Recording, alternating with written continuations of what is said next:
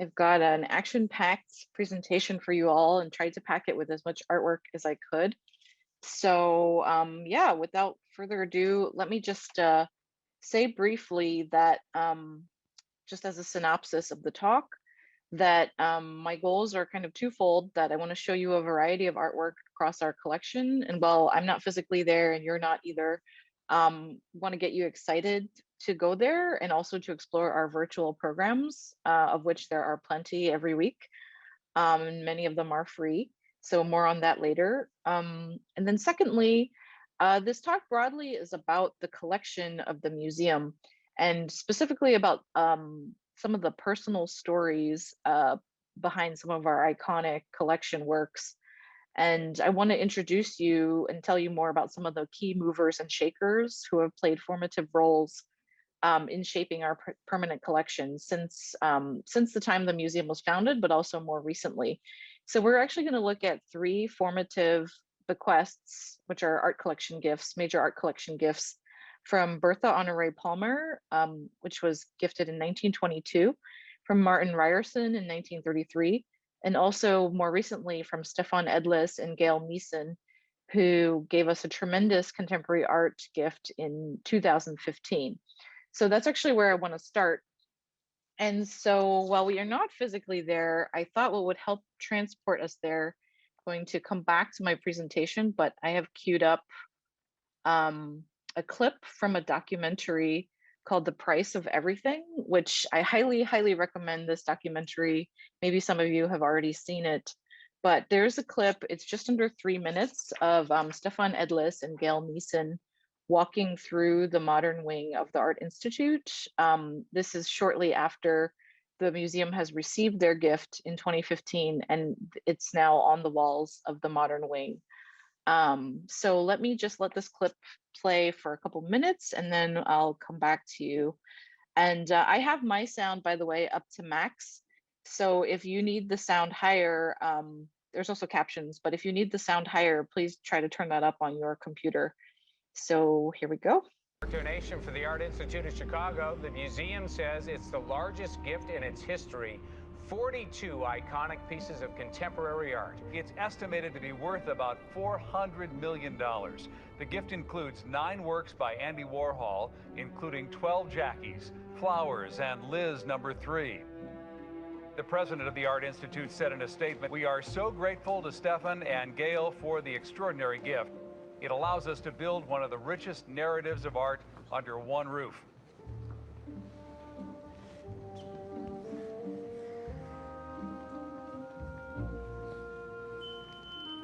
Oh, too close, too close. So beautiful, this sculpture, the heart shape that it makes.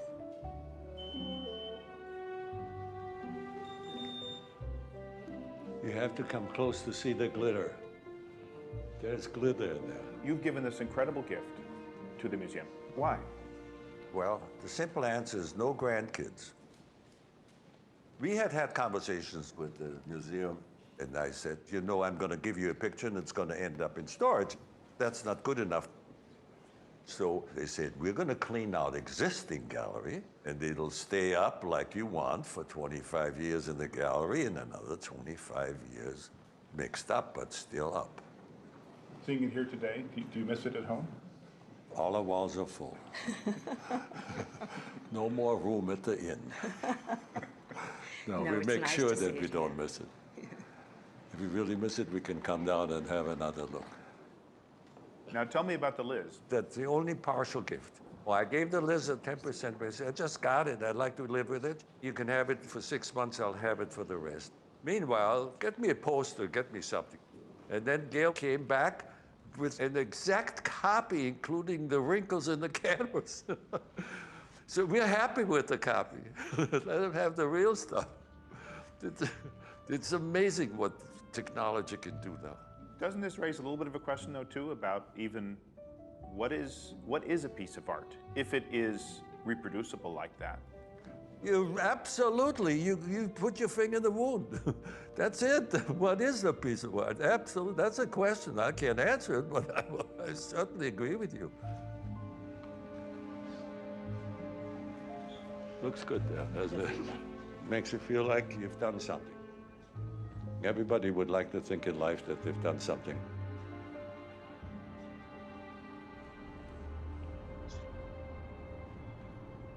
I'm sad that.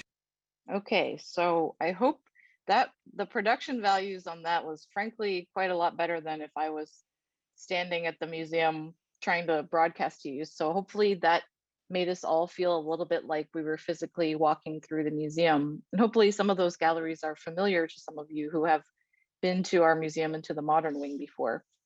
So here on this slide, I have just I have a screenshot from the Chicago Tribune article online about the massive gift transforming the Art Institute. That's from 2015 and shows Mr. Edlis standing in front of Liz number 3, the Warhol piece.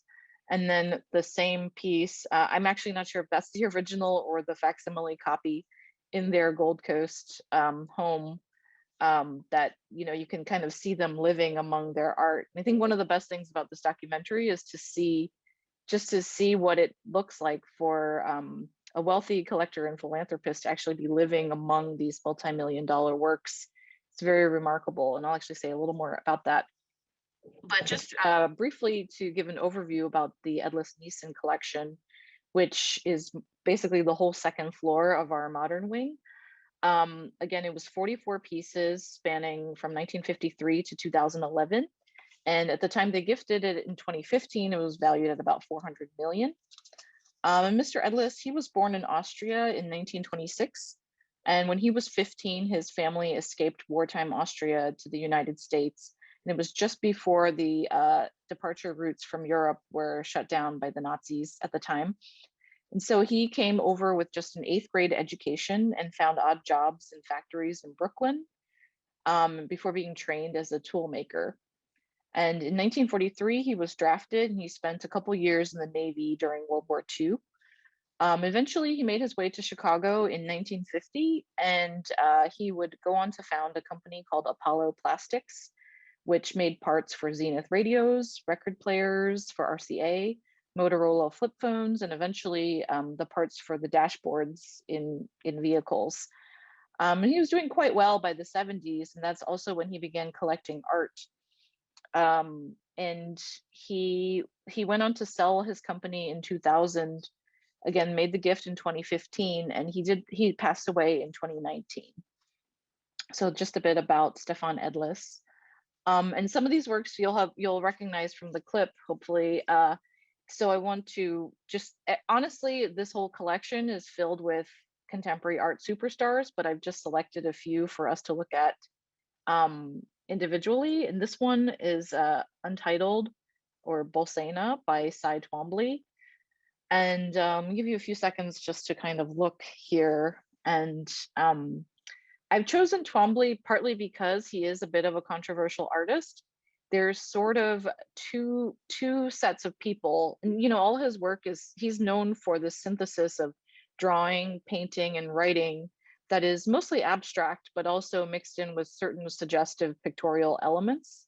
But there's sort of two people tend to fall into two buckets. They either look at this and they're super confused. Why is this art? You know, my 3rd grader can do this. I hate this. And then the second bucket, which I kind of identify with myself, is it doesn't really bother me that it's abstract and I don't totally know what's going on. I basically just like it, and there's a refinement and sophistication and allure to the abstract composition that I'm looking at. And you know, it's always a mysterious thing why one piece of art makes someone hate it and then another person adore it. But I think Twombly is fascinating for this reason. And so in this case, the time that this piece was made gives us a little bit of a clue of the context. So some folks in the audience may know that a significant event happened in the summer of 1969. And that was the Apollo moon landing. So knowing that helps us a little bit start to decode and unpack what we're looking at.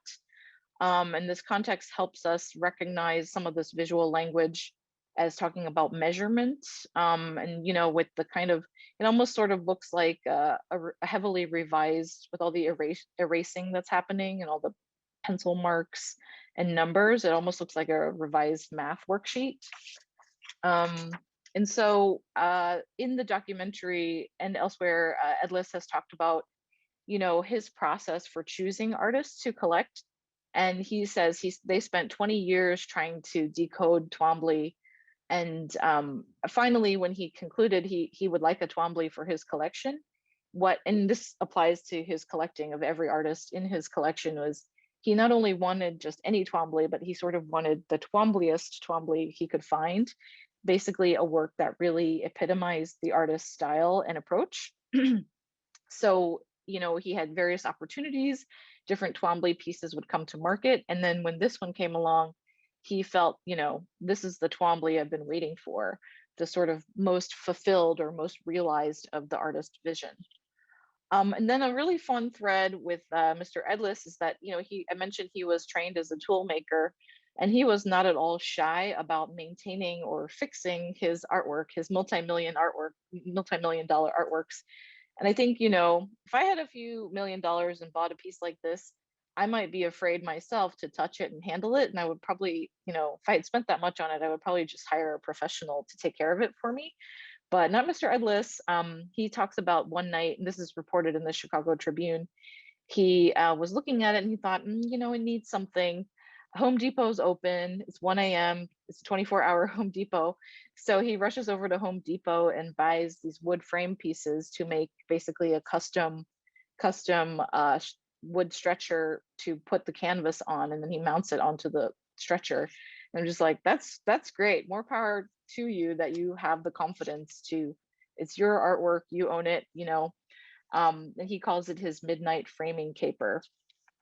So yeah, and here's something a little different. We caught a little glimpse of this in the clip too. This is I think we would call it a sculpture or maybe an installation piece called Still, by an artist named Damien Hirst from 1994. So what we're looking at here is a careful clinical arrangement of medical instruments, and, you know, perhaps it's a bit fetishistic. It's maybe taking on even sinister elements of just these kind of medical, surgical, laboratory equipment pieces. And it's backed by a mirror in the rear. So when you stand in front of this piece, you see all kinds of reflective images in both the mirror as well as the shiny surfaces, meticulous surfaces of these objects. This piece is inspired by a 1988 film called Dead Ringers by David Cronenberg, which is a psychological thriller about twin doctors. From what I hear about it, it's not a film I'm going to rush to watch anytime soon, but if that sounds like your thing, it's a lot of body horror apparently, definitely check it out, and that might give you more insight into this piece as well, as the inspiration. But Damien Hirst, he was an important artist, part of a cohort of the Young British Artists, or YBA. He's also known, you may have heard of him, putting sharks, cows, basketballs in formaldehyde and putting them, encasing them in glass cases. And those pieces selling for phenomenal amounts of money. And, you know, his work is sorted along with Jeff Koons, who we saw in the clip as well, as sort of very sensational, very flashy, and sort of as the sort of inheritors of Andy Warhol and post-pop art. So another example of Edlis Neeson collection. And then continuing to show the range, here is a Jasper Johns, one of 3 in the Edlis Neeson collection, which I adore this work, and I made a special little trip a couple days ago in preparation for talking to you all to just see it again. It's a very sculptural painting. It features the full alphabet here. Johns was doing a lot of alphabet pieces, just using letters from the alphabet in his paintings, but this is the only example that actually shows the full alphabet from A to Z. And I can't recommend enough. This is in the modern wing. This is actually quite a small painting. Johns is, you know, more famous for his Target, which is in our collection too, in the Edlis Neeson collection. But you can see in this detail, just it's made with encaustic and paper mounted to hardboard. So encaustic is like pigment mixed with wax and has a very putty, like you can see this kind of like physicality to it that's not the same as normal oil paint or acrylic paint. It's very sculptural, it's very small, but it really draws you in. And I just think I lean in as close as I can when I get to this piece, and alarms will go off if you lean too close, but this is one of those pieces that I just love to admire the actual sculptural detail. And then the last work we'll look at in Edlis collection here, this is, I have a few images by Cindy Sherman, part of her Untitled Film Stills series. So you might have noticed so far we've been looking at mostly male artists, and that's reflective of the fact that Edlis collection is dominated by male artists, but there are 2 female artists, including Cindy Sherman. So she was born in New Jersey, 1954, and ended up going to New York City for art school. And she began taking images where she herself, this is the artist playing the subject or the protagonist, if you will, in the image. She was imagining herself as a B-movie actress for movies that didn't exist. And she would dress herself up in a variety of costumes for the role, the imaginary role, for this Untitled Film Stills series. In the 1970s, she was among a cohort of women artists that was really questioning female archetypes that existed, in popular culture. And here I have a couple more. Here's another one, same, the artist again, just transforming herself with different accessories, props, wigs. She loves wigs, has a weird wig collection. But yeah, what kind of pulls all these together is the cinematic composition that uses lighting, costuming, styling, and props. That there's something about it in the backdrop. It's inviting you to fill in this narrative of what's going on with this figure, and pick up on the clues that tell a story. And I have the first 2 are on view. Not all of our Cindy Sherman pictures are on view just because we have so many of them. Here's a couple more. One on the left, I think, is just, she's really leaning into like, this is weird, I'm weird, get used to it. But she, in this gallery, again, in the kind of suite of Edlis works, she's next to an artist named Richard Prince, who, if you're familiar with Richard Prince at all, it's a totally different energy. There's very sexual pinup Playboy-like images of women, at least one of which is totally topless. And so it's this juxtaposition, because they're roughly contemporary, of images of women made by a man versus by a woman that elicit very different effects, and just kind of make you question who's making the image, what is it made for, who is it made for, whose gaze, and questions like that. And Cindy Sherman is over the course of now 4 decades has been continually making images that address these issues in visual culture about gender, performance, and identity, and continues to just release bodies of work that just continue to interrogate those questions. So to wrap up with Edlis collection, I have this slide here showing again Mr. Edlis with his wife Gail Neeson. This shows you all the artists, mostly almost, I think it's 14 artists, almost entirely male except for 2, Cindy Sherman and Katharina Fritsch. Quite a few Americans, a few Europeans, and 1 Japanese artist, Takashi Murakami. So this is to show you the remarkable, these are headline contemporary artists all in a single collection, single private collection that, again, if you come to the modern wing, definitely check out on the 2nd floor. And I hope I've been able to show you some of the range of what's in there. And share more of kind of, I like the clip that was shown too, because it kind of showed Mr. Edlis's sense of humor, and that he's not just like a collector coldly amassing assets and investments, but someone who is really getting into the dynamics of the art. And if you can't get to the Art Institute anytime soon, thankfully this collection is going to be up for 25 years as a whole, intact until 2040. So that should be plenty of time to go over there and check it out. And then at a certain point, they will enter into our permanent collection. So I doubt they will ever be displayed kind of intact as a collection again, but they'll just kind of be absorbed into the larger pool of works.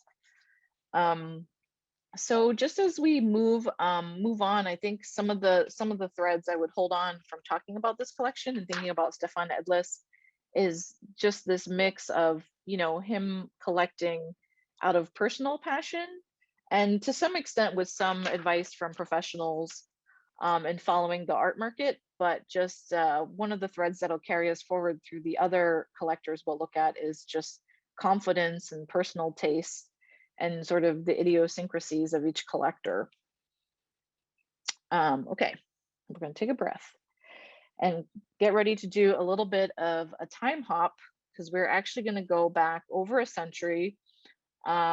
This is a view of the Art Institute's permanent, was actually technically the Art Institute's third home, but the first permanent home that was built for it on Michigan Avenue, which is still part of the museum's campus today.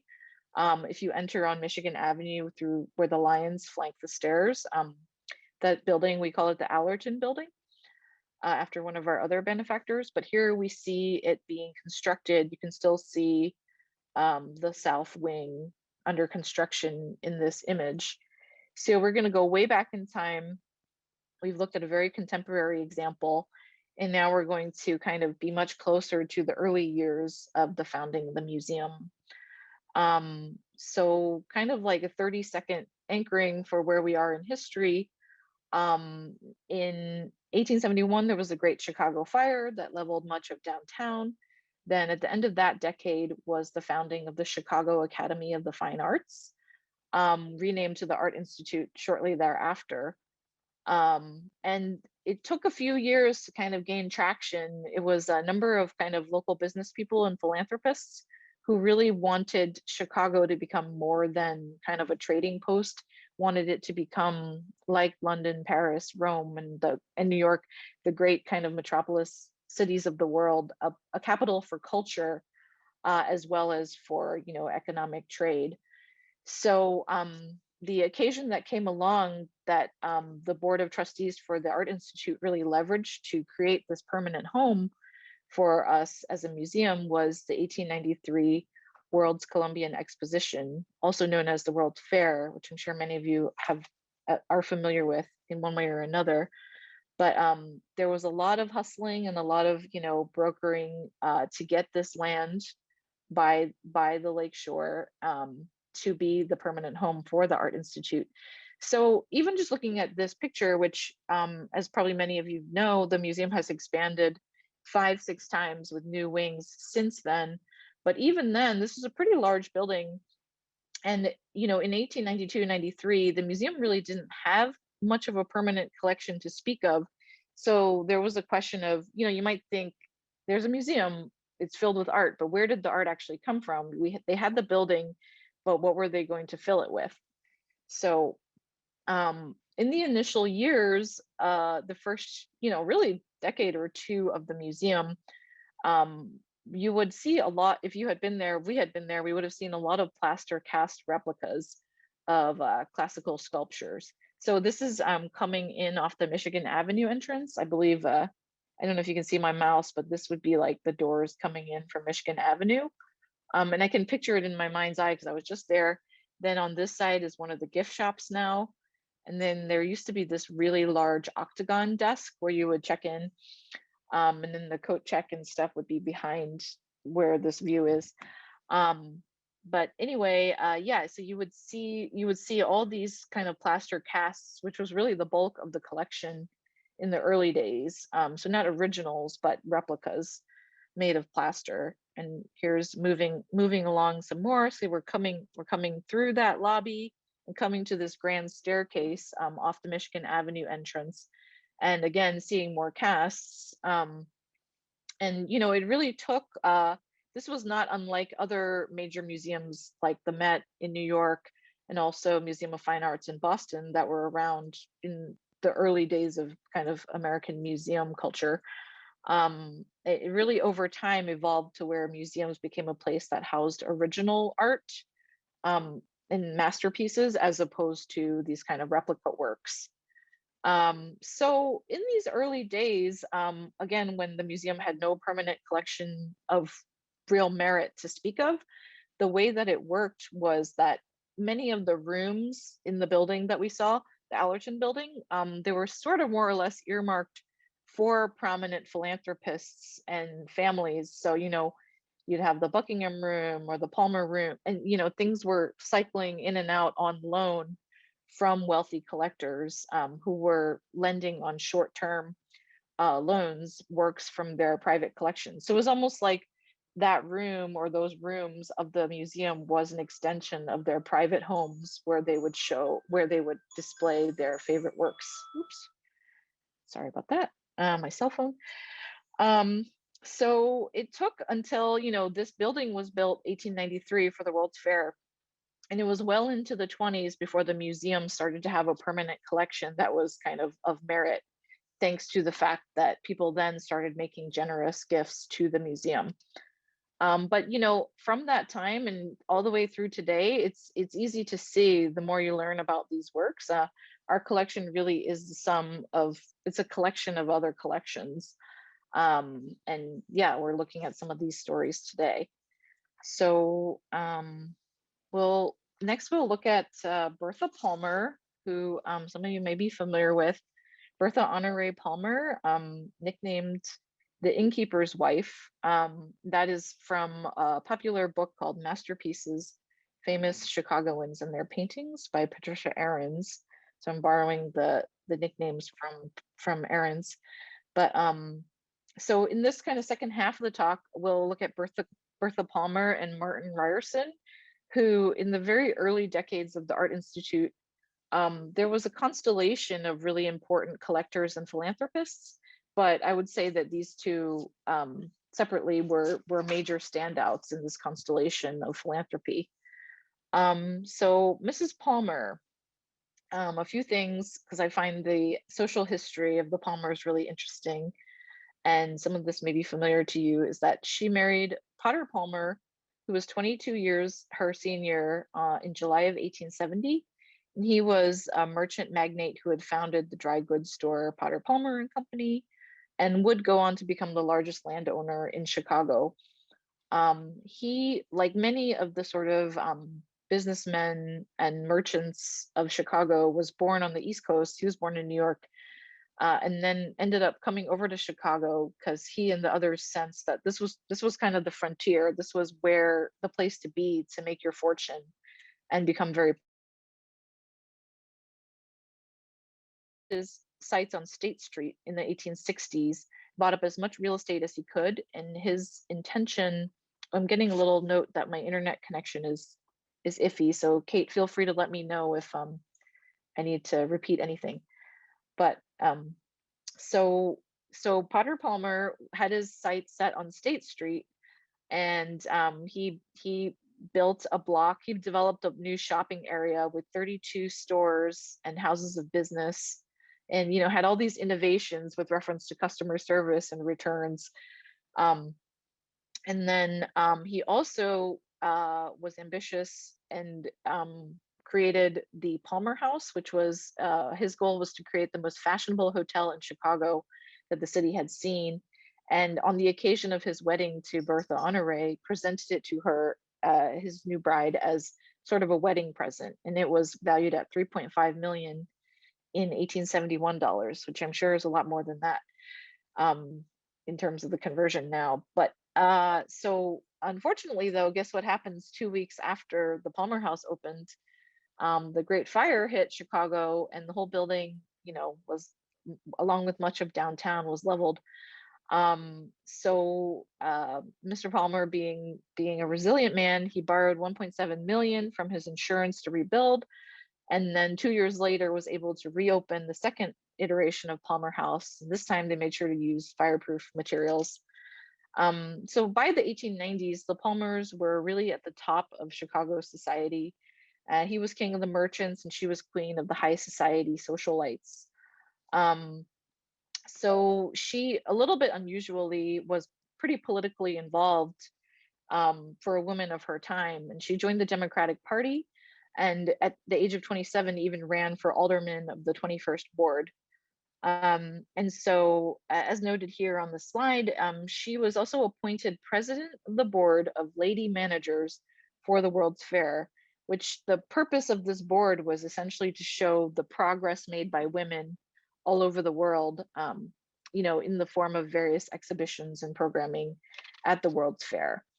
And so for the fair, she actually declined the salary that came with this position and traveled on her own dime across Europe to meet with dignitaries, to meet with art world individuals, make connections that would strengthen the exhibit that she was working on, multiple exhibits for the World's Fair, because her ambition was really to use the fair as a chance to show off like progressive and first-rate art come to Chicago, in and of Chicago, but also well beyond from Europe, and not just have it be kind of a safe run-of-the-mill art show. So we're going to look at some of the pieces she acquired, but I just want to say briefly that this is a portrait of her by Anders Zorn. To me, I thought it was a John Singer Sargent, but it is because Zorn was aspiring to paint like Sargent, the well-known society portrait painter. And this, for a long time, this portrait was in the Ryerson library, the library that's inside the museum.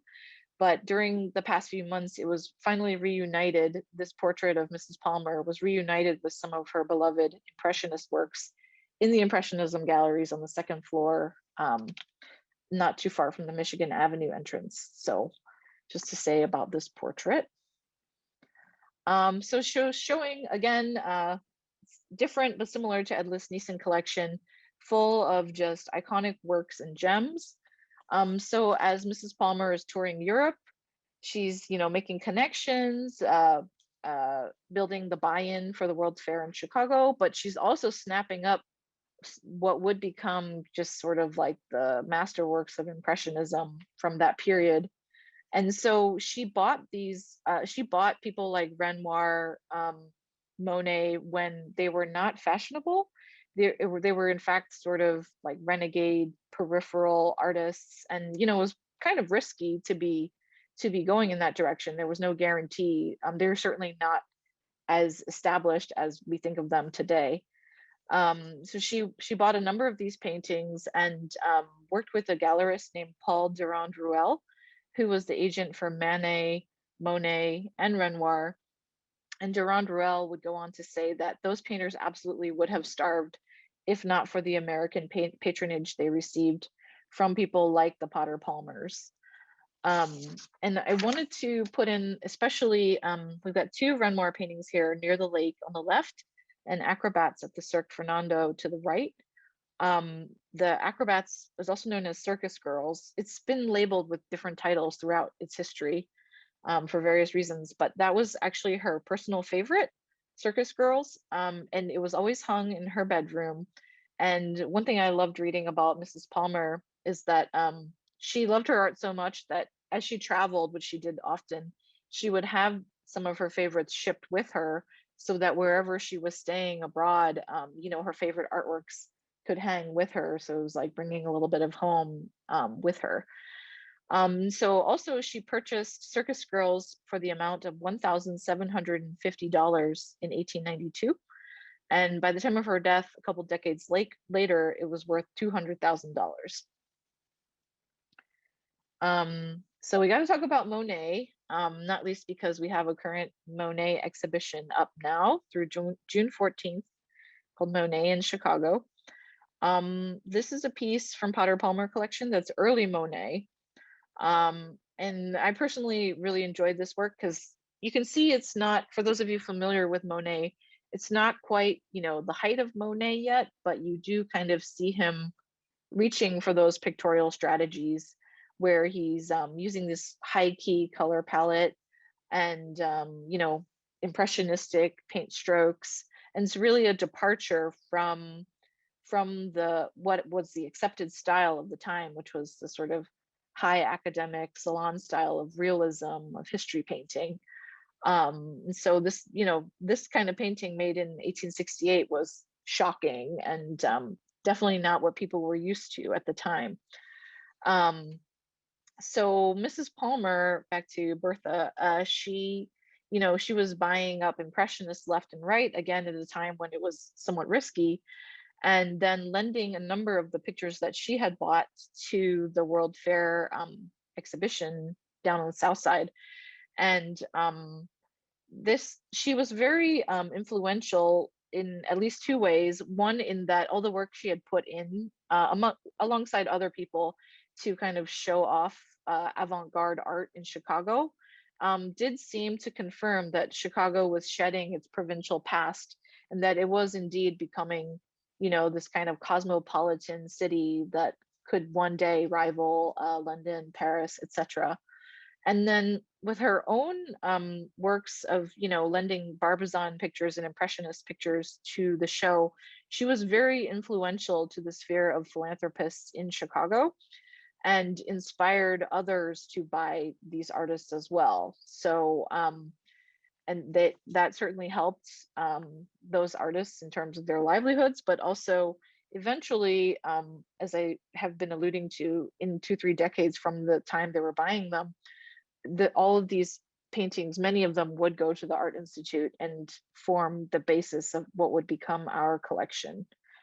And to say a little bit that Bertha Palmer, she certainly had confident taste of her own, but she did receive some good advice from folks like Sarah Hollowell, was a curator and art dealer who worked with her on the World's Fair exhibition. And Hollowell was friends with artists like Cassatt and Rodin. And also Mary Cassatt was directly in touch with many collectors, including Mrs. Palmer. Since she was an artist herself, she sort of was whispering in their ears about, oh, so-and-so is hot, like so-and-so, you should collect them. So, it wasn't, I think that certainly confidence and personal taste was a part of it, but did have some input from the likes of Sarah Hollowell, Mary Cassatt, for example. A couple more on the Potter Palmer collection. Here's another Monet that's in the show, the Petite Creuse River. And I don't think we can make it out quite in the photo on the top left, but I wanted to include that picture of the way that the pictures were shown in Bertha Palmer's own home. Just to I just love to see how people live with their work, kind of like juxtaposing with that one of the Warhol in the Edlis home earlier. And, we would probably never hang the works like that at the museum for various reasons, but I find it very charming just to see how people live with them, just how they enjoyed seeing them. And by the way, so this was in the Palmer's Gold Coast home. They also more or less jump-started the Gold Coast as sort of the place for high society to live, because at that time the South Side was where all the fashionable society were, and where Gold Coast is today was basically marshland. So Mr. Palmer, he rolled up his sleeves and set about draining the marshland, and then began to sell parcels of property to his rich friends, who started building their homes north of downtown as opposed to the South Side. So quite the trailblazer. So this is, I think, my last Potter Palmer slide, just to show you images of Mr. and Mrs. Palmer on the left and right. And then also this pair of marble busts, which the busts are on view, sculpted by Hiram Powers. And just to kind of conclude on the Potter Palmers, that their collection had so many headline names from French painters as well as Americans that are still, are only more beloved now than they were at the time. And Mrs. Palmer was also somewhat adventurous. I don't have any of them in this presentation today, but she collected also Tanagra terracottas, ivories, Tang Dynasty figurines from China, pottery and jade, more pottery and jade from China. So she did have, different tastes, but it's the Impressionism galleries that bear her name. if you go to see the Impressionist galleries, their names are on the wall, and for good reason. And just to conclude by saying that, so Mr. Potter passed away in 1902 after they had been married for 32 years. And at that time, he left his entire property to Bertha with no strings attached. And so when people were warning him, oh, she might remarry, he answered, if she does, he'll need the money. And so actually her collecting did slow down a lot after he passed away, though she did continue to accrue objects from time to time. And then when she died 16 years after him, she actually left a fortune double what he had left her in 1902. So indeed, she was a very prudent investor, a very savvy investor in the arts. And in 1922, the Palmer bequest came to the Art Institute 4 years after Bertha passed away. And again, with the Mary Cassatt, the Edgar Degas, Camille Pissarro, Renoir, and Monet, of course, they're among our most visited works today. And, you know, again, to kind of underscore that these works were absolutely far from being mainstream in taste when they purchased them. And then as kind of a fun segue, because these are marble busts, I couldn't help, not necessarily a segue so much as a throwback to earlier, I couldn't help but think of this marble bust from the Edlis collection that we saw in the clip by Jeff Koons. And this is just for fun, that, you know, I think it's wonderful that there's something for everyone at the Art Institute. You like marble busts? Well, you can see something like this. You can also see something like this, you know, within a short distance walk from each other. And this, by the way, is from the Edlis collection. Jeff Koons, his first wife, Ilona Staller, was featured in a lot of his works at the time. And she is a former adult film star, politician, and singer. And you know, in their own ways, it's two distinctive portraits of married couples, right? Different taste levels, certainly different periods of cultural context. So lastly, we'll look at Martin Ryerson, the Quiet Gentleman. And he's contemporaneous basically with Bertha Palmer. And he's remembered as an astute and discriminating collector who remains to this day probably the single most important donor in the history of the Art Institute. So of course we have to talk about him with reference to collecting. So Martin Ryerson, he was born 1856 in Grand Rapids, Michigan, and he ended up inheriting a really large fortune that his father made in the Michigan lumber trade and in Chicago real estate. So before he hit 30, he was able to use his inheritance to more or less retire from business entirely. And he turned his focus to support his true passions, which was cultural and educational institutions. And the Art Institute being, of course, a big benefactor of his efforts. He was elected a trustee in 1890. And it's hard whenever I talk about Ryerson, I really have to also mention Charles Hutchinson, who you see on the left here, in his mid-20s, maybe early 20s. He was the first president of our board of trustees and served until his death. And the reason I always think of them two together is that they were very good friends. They became very good friends through their work with the Art Institute. And while our board of trustees was always kind of a close fraternity of business and personal ties, there was a really extraordinary friendship that existed between Hutchinson and Ryerson that everyone recognized and knew about. And they were nicknamed the Committee of Two. And here on the right, they're pictured with their wives, Carrie Ryerson and Martin Ryerson on the left, and Charles Hutchinson and his wife to the right. Her name is escaping me. But yeah, so for over 3 decades, the two of them worked together to make major acquisitions on behalf of the museum, and that really pivotally shaped our collection in its really early stages. And similar to Ryerson, Charles Hutchinson inherited a fortune through his father's business, which was tied to the Corn Exchange Bank. And I think it's worth noting that the generation that Hutchinson and Ryerson were part of, kind of, coming into their own in the late 80s, early 90s, 1890s, they were really part of a generation that they were the sons and daughters of the old roosters or the kingpins of commerce of Chicago. And their families were by that point so fantastically wealthy that there was no need for them to be part of industry necessarily. So they really enjoyed a lot of freedom and social advantages, the ability to kind of pursue their true passions, which in the case of these two gentlemen was, arts and culture and education.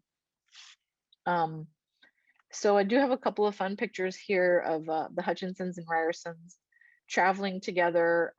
So I loved learning that every year, I assume it was winter, since that's the best time to get out of Chicago, they saved time to travel together as as the two couples, and they would make annual journeys abroad where they were traveling as friends, but also establishing connections and making acquisitions on behalf of the Art Institute. So they visited most of the capitals of Europe. They went to Russia, and sometimes they had other people with them. Like when they went to Russia, they went with the first president of University of Chicago, William Rainey Harper. And they went a little, I don't know the exact location of this photo, but I assume it's somewhere kind of warm and maybe tropical. There's also this image in Japan. There's Hutchinson and there's Ryerson there, going along in the rickshaws. And they did go further than Europe. They went to British India, they went to Burma, Hong Kong, and Japan. And the Ryersons in particular really loved Japan, and they stayed there for a while and actually made a number of purchases that turned out to be handsome curios as opposed to kind of museum worthy high quality objects, which it took time to kind of realize that. And continuing with looking at travels, here's a photo that I know is in our current Monet show of Martin Ryerson kind of in the center front there, visiting Claude Monet at Monet's home and his famous gardens in Giverny in France. And that was in June of 1920.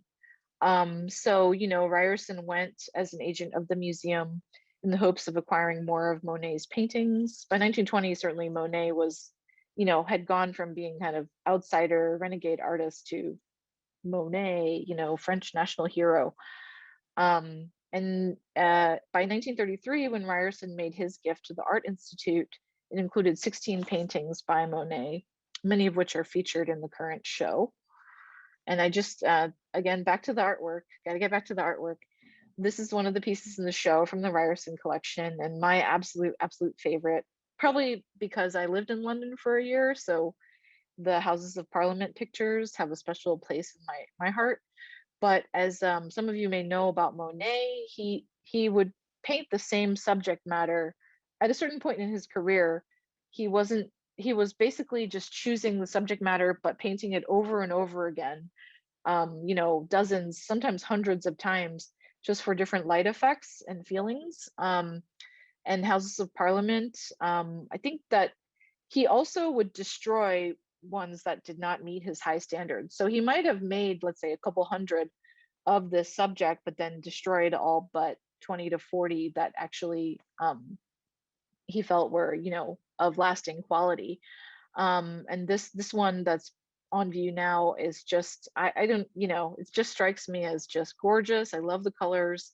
I love the quality of the light that you see of kind of sun setting, or maybe it's sun rising, I'm not sure, but the light over the Houses of Parliament, it's wonderful. And then another star piece from Monet, the water lilies from the Ryerson collection. You can, I think, barely make out that it was a personal favorite of Carrie Ryerson. Again, love to see how these collectors lived with their works. And so, every morning when she woke up, she'd see this painting, which is quite nice, I think. A few more slides before I wrap up of Ryerson collection. So we've got more Renoir, Woman at the Piano here on the left. I've been wanting to do a talk when we get back to the museum where we play music while we look at this painting and just be able to take it in. Which, by the way, everything's virtual still now, but we should be going back in person as soon as this summer, and definitely by the fall, I would say, knock on wood, with everything getting better. Then on the right, we a Mary Cassatt print, Woman Bathing. Oh, and I do want to say that with the exception of this print and one other print, because prints have very specific stipulations on how long they can be exposed to light, and then they have to rest for many years. Almost everything I'm showing you is on view right now, but not the prints, because there just needs to be long wait periods between when prints are shown. And so Ryerson Collection definitely has big strengths in the old masters, in Impressionists and Post-Impressionists, but also in American painting, such as Winslow Homer. So you would see these in Arts of the Americas. Winslow Homer, just briefly, he was known for a series of paintings of the sea, and very iconic in American art. He made them when he moved to Maine, and it's just exploring this theme of man and nature, the age-old contest of man and nature, humankind with nature, the heroic efforts of fishermen doing their daily work, daily labor, hauling in this catch of herring. And all these pictures, of which this is one example he made, talk about the elemental struggle against the sea that both gives and takes, nurtures and deprives. Another American who I've touched on, John Singer Sargent, from the Ryerson Collection. This one is Venetian Glassworkers. And I think, if you like looking at painting at all, I just think it's always such a pleasure to look at Sargent, because he just makes it look so easy. It drives me nuts. Having done a little bit of painting when I was in college before I changed over to printmaking, it is just not, you could have this in front of your canvas and try to paint like this, but it's just not, it's not easy at all to paint this way. And I just always love looking at Sargent work for just his virtuosity, and yeah, it drives me nuts too, but he's wonderful to look at. And then just to kind of wrap up, a couple more from Ryerson Collection. A print by Hokusai, who I believe many of you will know from The Great Wave, his most internationally renowned image. This is one from the series, different series called 53 Stations of the Tokaido, and it's a color wood block print. And so someone like Ryerson would have known at the time that he was acquiring this print that there was actually a lot of exchange conceptually between Japan and Europe by late 19th century, in that, and by that I mean that Hokusai, he would have been looking, as Japan was opening up more and more in the 19th century and receiving more foreign imports, Hokusai was looking at things like Dutch painting, Dutch copper plate prints, and being a little bit influenced by kind of European work. But then conversely, the Impressionists, who Ryerson collected, as well as Palmer, they were hugely inspired by Japanese prints and sort of the compositional approaches that Japanese printmakers were using, which was so unlike kind of the European academic style that people in France would have been used to. And then this is the last object I'm showing you today, again to show the range of the Ryerson collection. This is a lacquer tea bowl, and in Chinese, let me bust out my Chinese here, 乾隆御制雕漆盏, which means basically Emperor Qianlong carved lacquer cup. And this would have been from, one of Ryerson and Hutchinson's joint travels abroad. And I wanted to end on this object for a couple reasons. One is to let you know that, if you don't already know, that on every object label in the museum, there are typically the last couple lines will give you some of this information, the credit line and the acquisition number. So in this case, the credit line, gift of Martin A. Ryerson and C.L. Hutchinson, refers to these two gentlemen that I've been telling you all about, and alludes to just seeing this line, it's about their friendship, about their travels together, and conjures that relationship as to the reason why this object is part of our collection. And then the last line, usually on the object label, is called the acquisition number. So the way to read that is the 1888 is the year that the object was acquisitioned into the permanent collection. So if it's on loan, if it doesn't have an acquisition number, it's not in our collection. But if it has that number, it means it's officially, belongs to the Art Institute at this point. And then the second number is means that this tea bowl was the 165th object to be added to the collection in 1888. So that may be a little bit of inside baseball for some folks out there, but I think the longer I've worked at the museum, the more intrigued I am to kind of see different names pop up here and there, and where you start to see them across different galleries. But yeah, so I wanted to kind of end with this object because it's a symbol of friendship and of the social relationship between Ryerson and Hutchinson, and just as to try to tie it all together, that a reminder that the objects in the museum carry with them so many personal stories, and a lot of times they're linked to idiosyncrasies of the people who bought them and collected them. And that we might be tempted when we go to museums to see it as some sort of like objective experience, that a nameless force or some kind of scientific process led us to seeing these works that are on pedestals and worthy of being at the museum. And that in fact there are many personal stories and personal and social relationships that brought these objects to the museum to be part of the permanent collection, and some of which I've tried to illuminate for you today. And the museum is so full of objects, but in less tangible and less obvious ways, these objects contain cultural and social history over many years, many decades of our history. So I think with that, I'll say thank you for joining this Saturday. Thank you again. I do hope we'll see you at the museum or at virtual events coming up soon. That I have a couple links here because Kate had mentioned that folks might have questions about what to expect when visiting and what events are coming up. So those two very short URLs will the visit page. There's some great innovations we've made over the prompted by the pandemic. Like I remember our last show, the Warhol show, which some of you might have gone to. There was literally a line from the door of the Warhol show going practically to the door of the museum, and you had to stand in the line to enter the show. But now with a show like Monet or Abisa Butler, which is also on view for a couple more months, you just add your phone to the waiting list and you can walk around, look at anything you want, go out, get a cup of coffee, whatever, and you get a text message when it's time for you to enter. So I mean, how great is that, right? No one has to stand in the line anymore.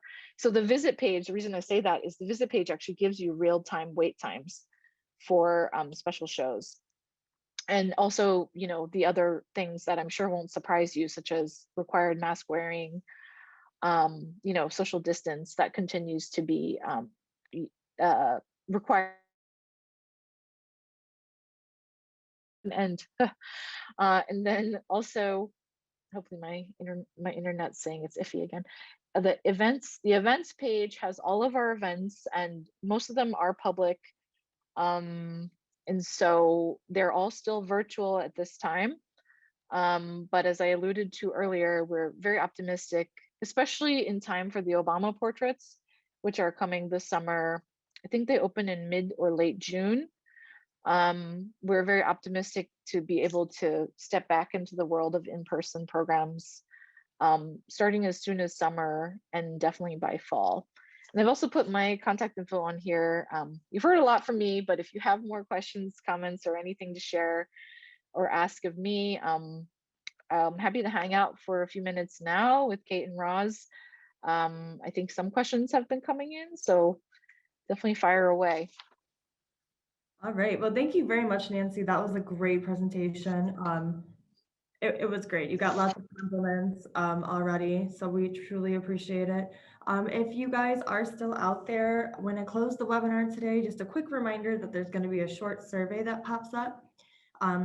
It's like 5 questions long. If you have a few minutes, you could fill it out for me. I'd really appreciate it. Otherwise, it will also be included in the follow-up email that's going to come out to you. But since there are so many of us still here, we can go through a couple of the questions for a few minutes here. Great. I thought this was a funny question. How does an artist like Cy Twombly become famous in the first place? I love that too. And I hope whoever asked that can come to the Twombly talk whenever I finally do it. Because I imagine it being set up as like a almost like as a debate, right? Because I mean, as a person who I never try to tell people what to feel about the art, you know, if you genuinely hate Twombly and it makes you angry, like it does my husband, I actually think that's better than being apathetic about a piece of work, because I feel like there's a lot of things you probably just will walk right past in the museum and you don't really feel anything about it. So in my opinion, feeling anger or resentment towards an artwork is actually better than feeling nothing.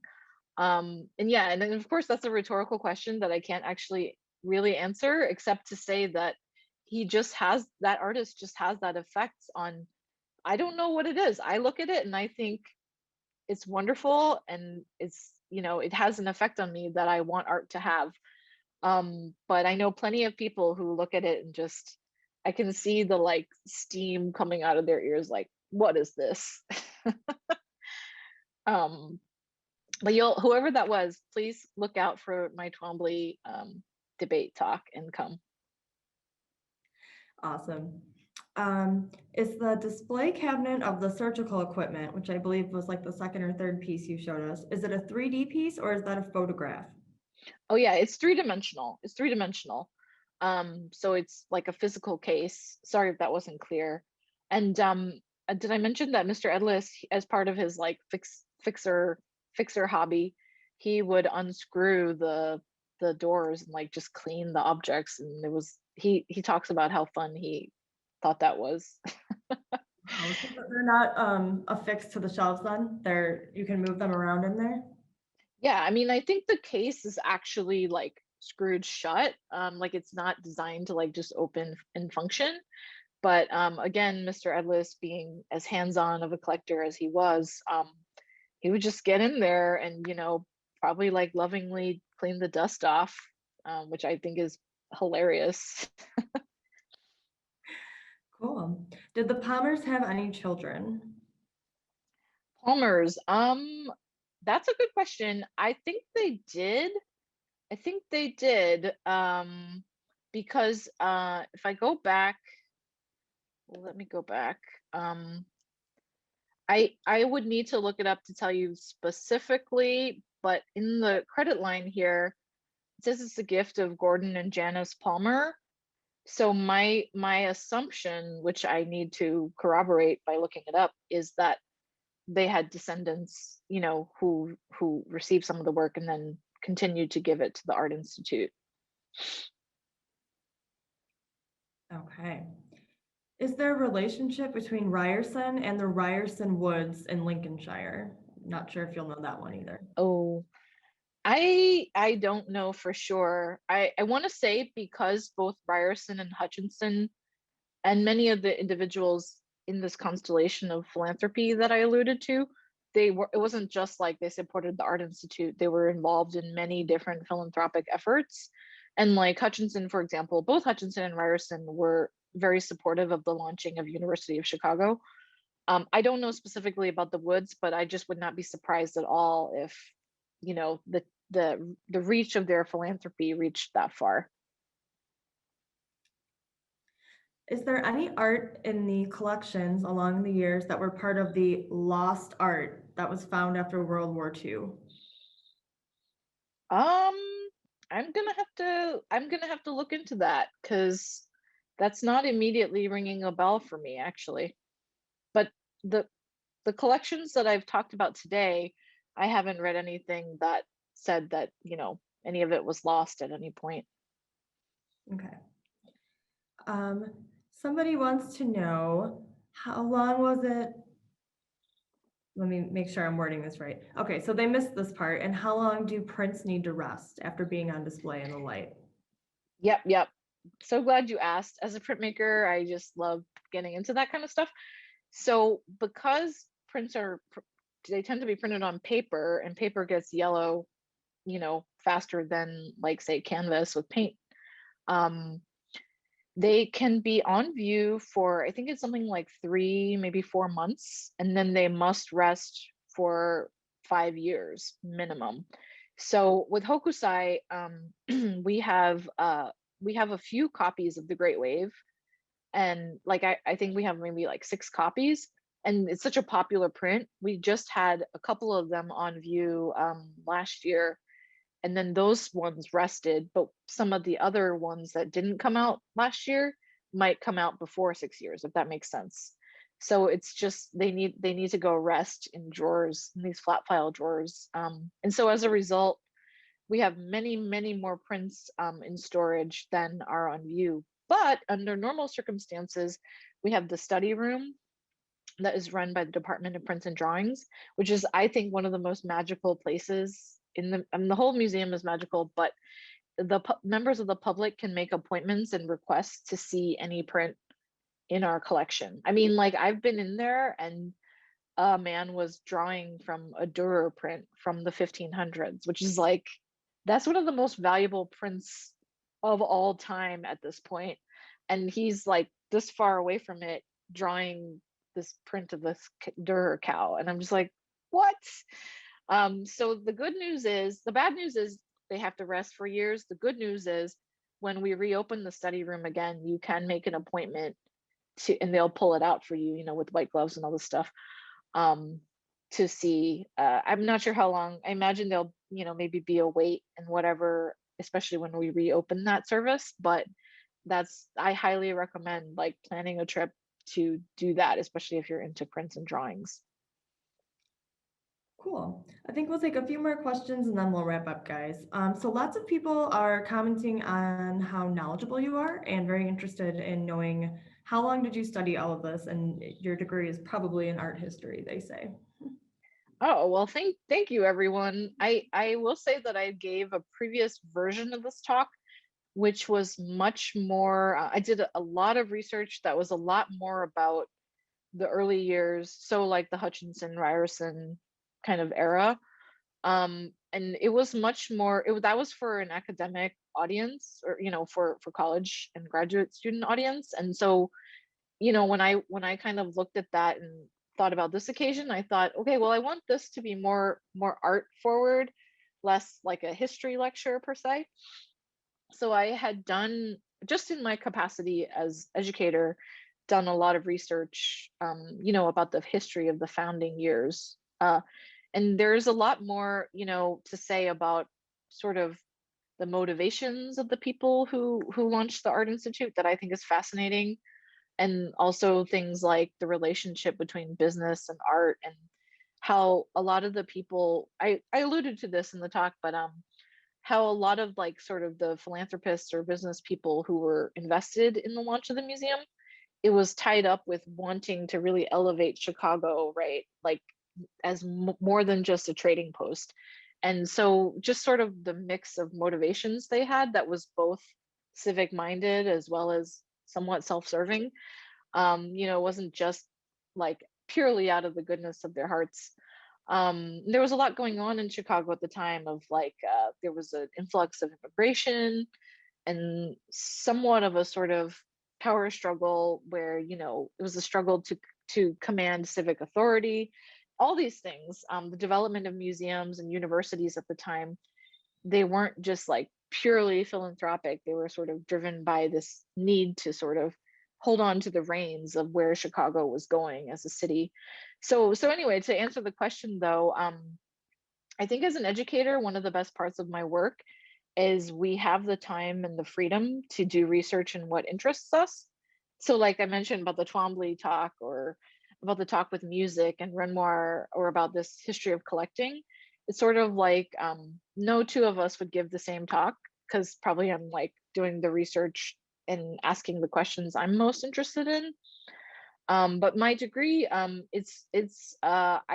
yes, it's in art history and creative writing. So my focus is specifically on sort of translating the research in a way that is, communicable to a broad audience and engages a broad audience that isn't necessarily like thinking about art all day long. It's more just about bringing more and more people to engage with the collection and with the museum.